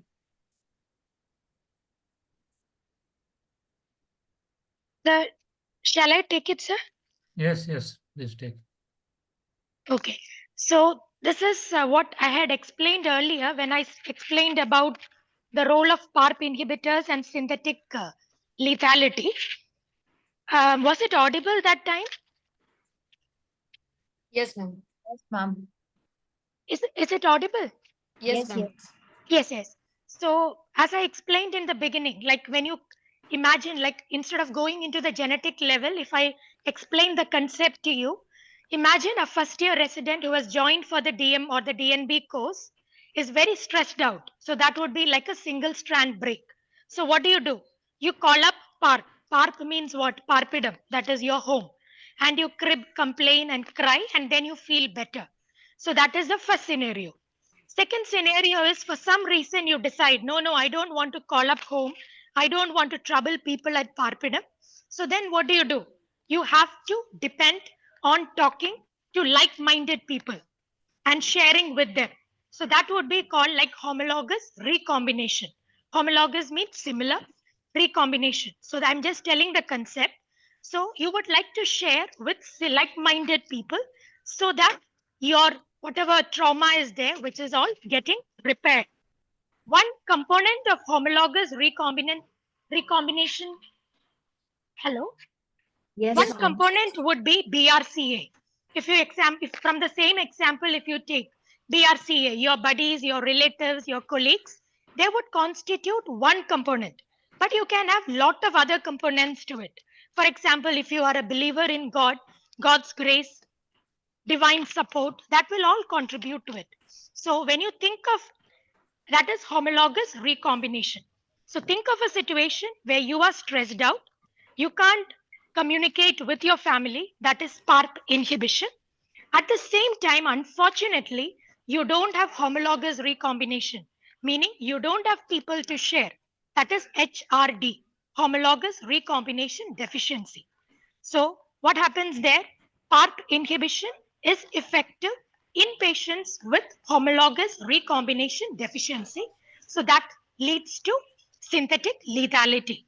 Means both single strand, double strand breaks happen and it becomes incompatible with life. That is synthetic lethality. So when you say HRD, that is deficiency in those genes is taken as HRD, and BRCA constitutes one important component of HRD. If you take like 50% is HRD positive, around 25% would be BRCA 1 and 2 mutated. In simple terms, and that flowchart and the molecular mechanism is beautifully given in all your textbooks. So the next question is platinum sensitive is defined as recurrence after 6 months? And does this hold the same for ovary and other sites of body? Sir, are you there? Can you please take this question?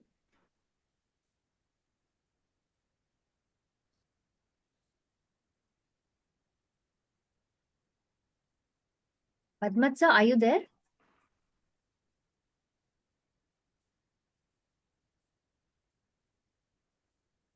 No, ma'am. Sir is not there. Sir has, I guess. Yeah, ma'am. He's. Okay, sir is there. Just a second. I guess sir is busy currently. Okay, Deepa man, can you please take this question? Is platinum sensitivity defined as recurrence after 6 months? Is it same for CA ovary and other sites of malignancy in the body? Okay.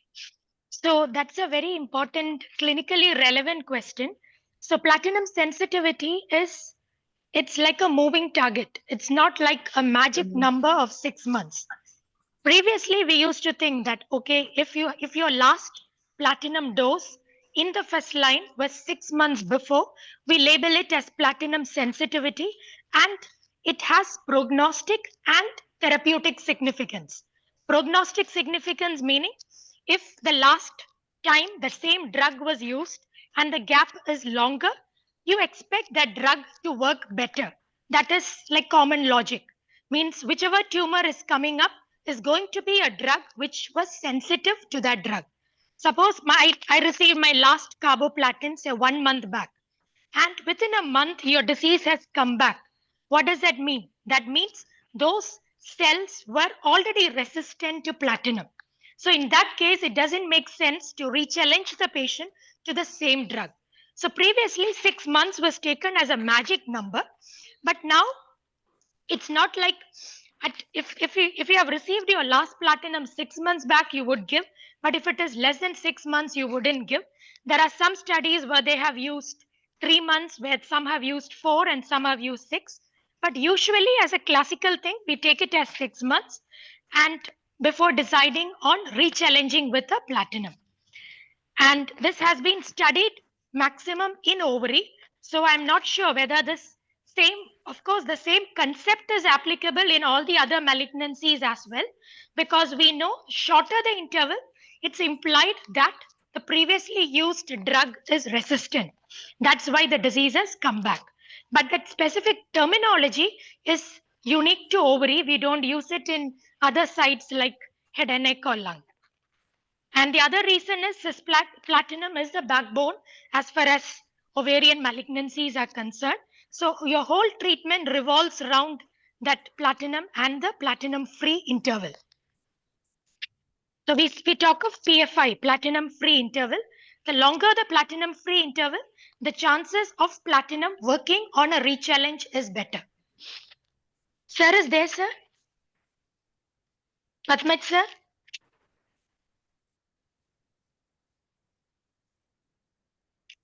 Sir, are you there, sir? Ma'am, I think sir is busy. Ma'am, sir is here, ma'am.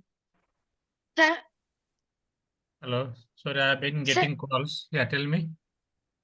sir, there was a question on platinum resistance, sir, and the platinum free interval about that 6 month period, and whether this is applicable only for ovary or is it applicable to other sites of the body as well.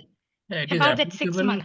Yeah, it is applicable to mainly ovary, but where other organs also where platinum drugs are being used, we are using it, but there is no scientific proof that it is not proven. But in daily practice, in colon or wherever platinum is being used, if in general there is recurrence after 6 months, we reuse the platinum. If you see the guidelines also, pemetrexed carboplatin combination, or wherever platinum is used, the guidelines usually mention if the disease relapses more than 6 months after the previous use, the same regimen can be re-challenged. So practically, we have been using the platinum in recurrences more than 6, but the wording platinum sensitive and resistant is not used other than ovarian carcinoma. So I think, hope that helps. So we can take the last question.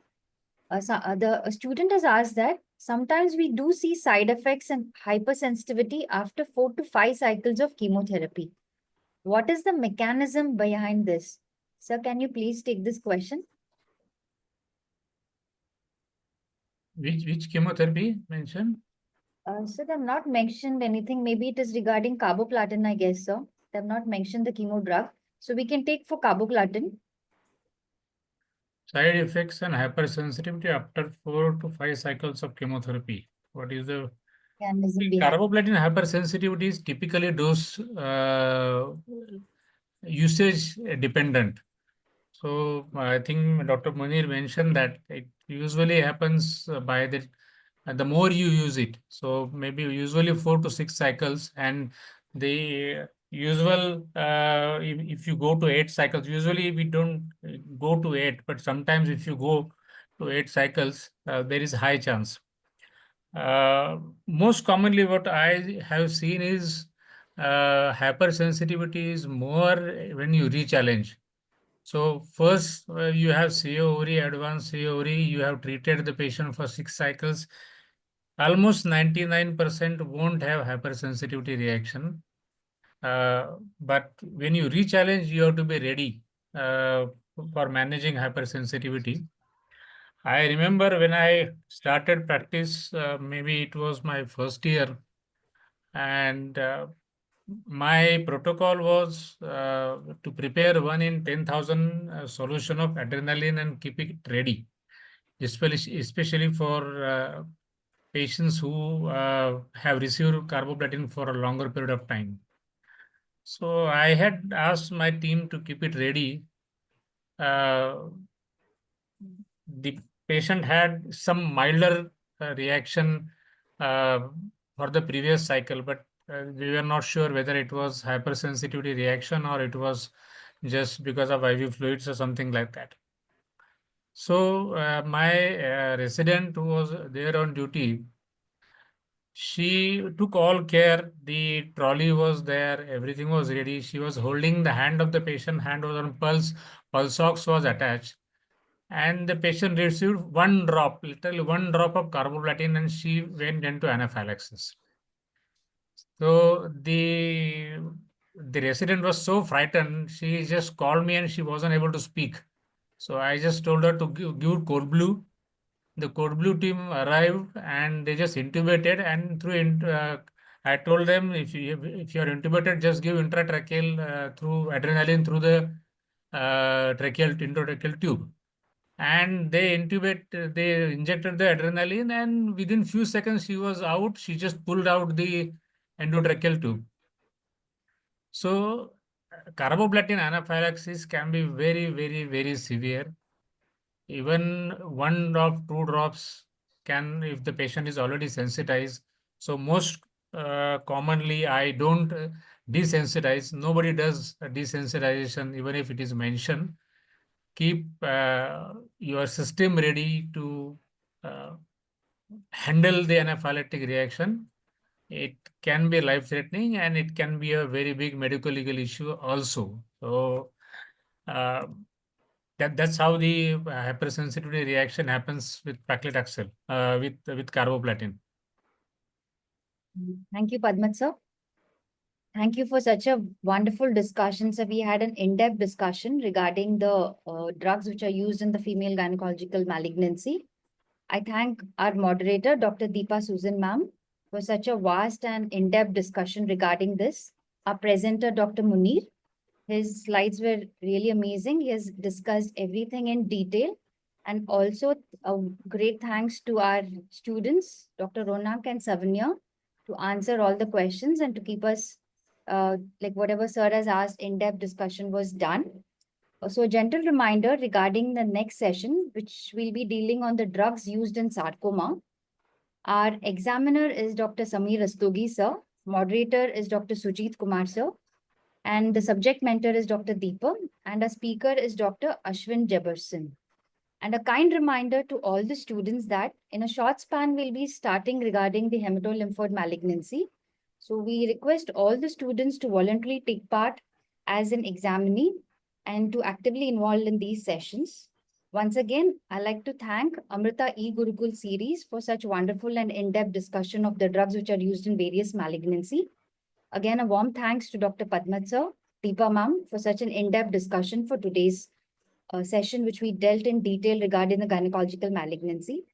Thank you all. With this, we would like to conclude our session today. Thank you once again.